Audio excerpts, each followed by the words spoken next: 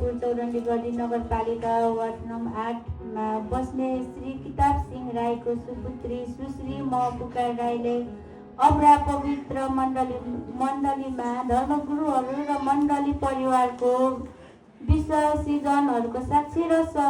सामुमा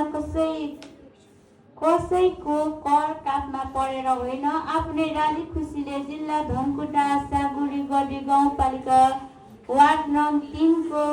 श्री युवक सिंह देवनाको सुपुत्र श्री अशोक देवन तपाईलाई आजको मितिदेखि पतिको रूपमा स्वीकार गर्दैछु। साथै उत्पत्ति 2 को 18 अनुसार हरेक दुःखमा, कष्टमा, भोकमा, प्यासमा, अनिन्दमा, बिमारमा, अभावमा, सबै परिस्थितिमा सन्तुष्ट रहेर आदर इज्जत गर्दै सहयोगी भएर जिउने छु र मृत्युले बाहेक कुनै कुरा या शक्तिले